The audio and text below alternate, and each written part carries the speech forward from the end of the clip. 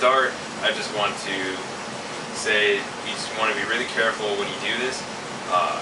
The brakes are a safety part of your vehicle, so you want them to always work without a doubt. So just be really careful, don't rush, be meticulous, double check everything. You know, what we're doing is not very hard, but you just want to make sure you're doing it properly. With that being said, let's go ahead and start disassembling this caliper. So this is the 300ZX 4-piston caliper. Our first step is going to be to take these old dust boots off. All you need for this is a flathead screwdriver. There's a metal retaining clip, and you just want to pry under that with your screwdriver. Then you can pull the clip off. That. And then the dust boot you can kind of just peel off. Don't worry about damaging it because this is what you're replacing. Okay?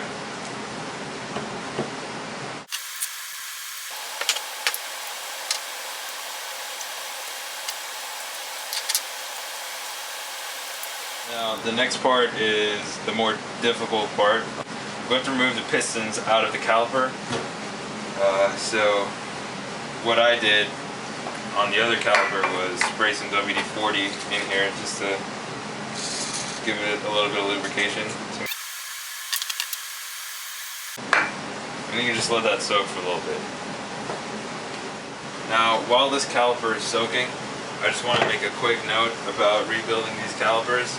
A lot of people will tell you to split the calipers in half because this is actually two pieces.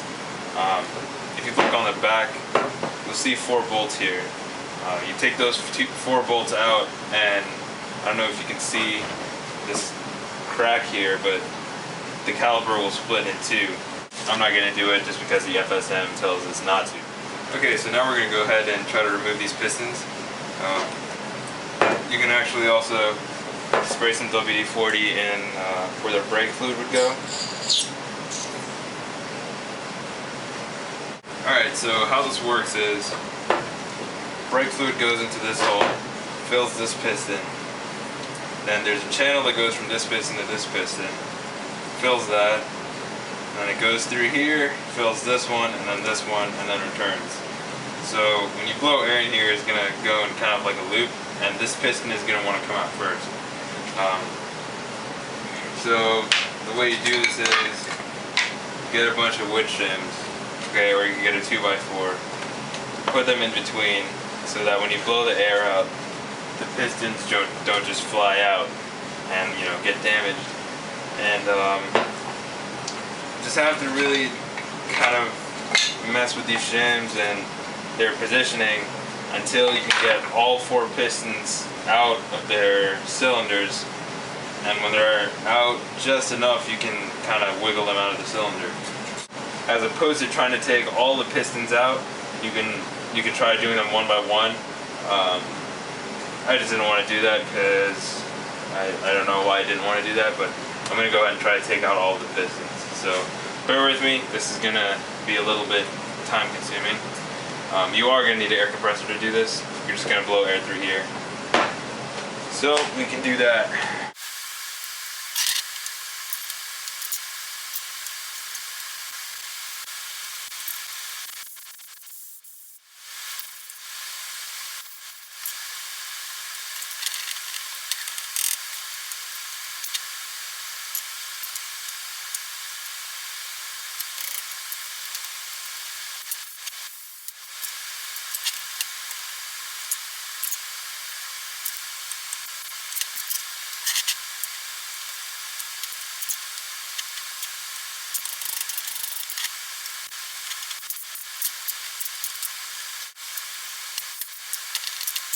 Alright, now you can go ahead and remove your pistons. They should just take a little bit of persuasion and they should come out. Just wiggle them around a bit. If you're having a lot of trouble removing them, just try again with the air compressor and the wood, but when they're out this far you should be able to pull them out. Okay, it's kind of hard to see because of my lighting, but inside the cylinder there is a rubber ring. You're just going to take that out with a screwdriver. Be careful not to scratch up the cylinder wall when you're doing this. Okay, there's your O-ring. You can go ahead and remove the O-ring from each cylinder.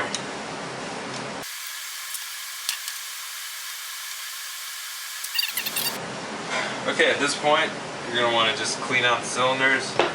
Use some brake cleaner, since these are brakes, and a toothbrush, and just clean them out. Spray some brake cleaner in there, clean out the cylinders.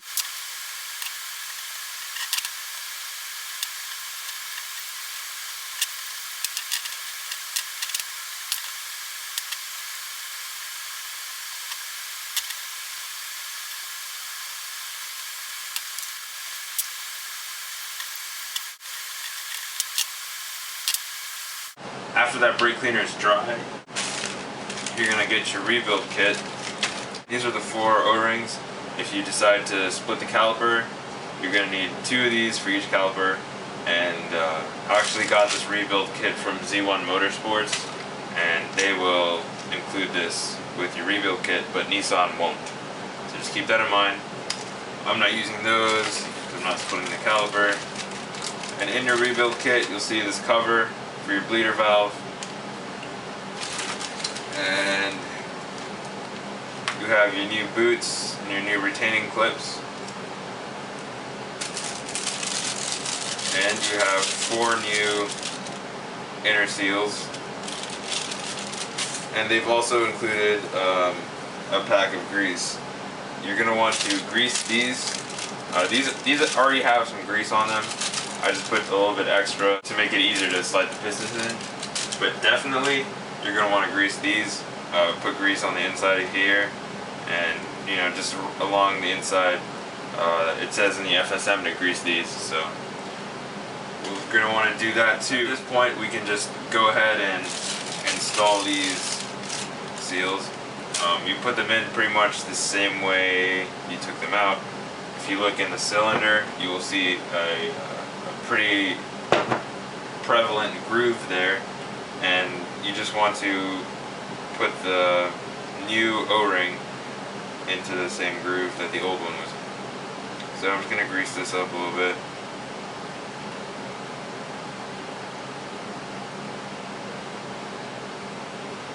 Okay, and go ahead and put it inside.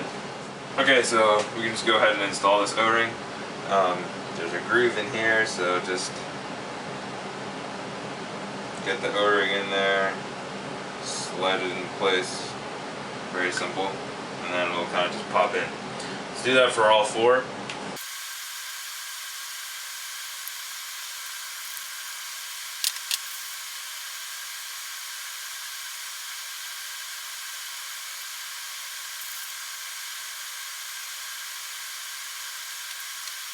Okay, so after you put the seals on, make sure you've given your pistons like a nice cleaning, and we can go ahead and start putting these boots on the pistons. You want to grease these boots up, and I just put some grease on the inside here.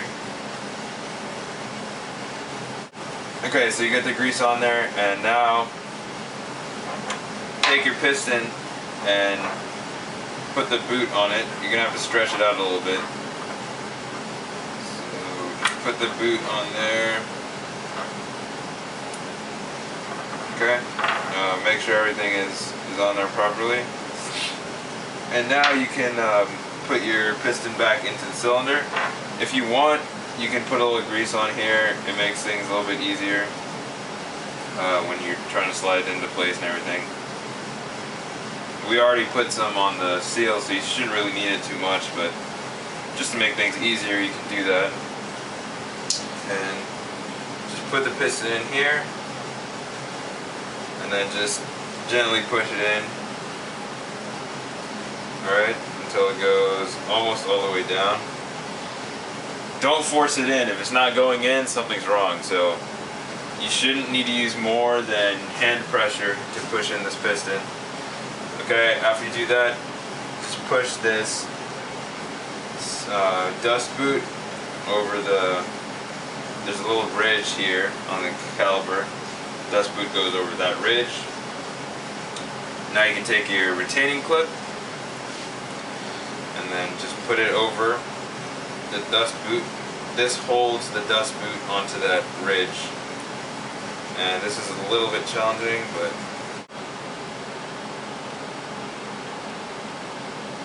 there we go. So as soon as that retaining clip is on, push the cylinder, push the piston in the rest of the way, and that's pretty much it. And you just have to do that for 3 other cylinders.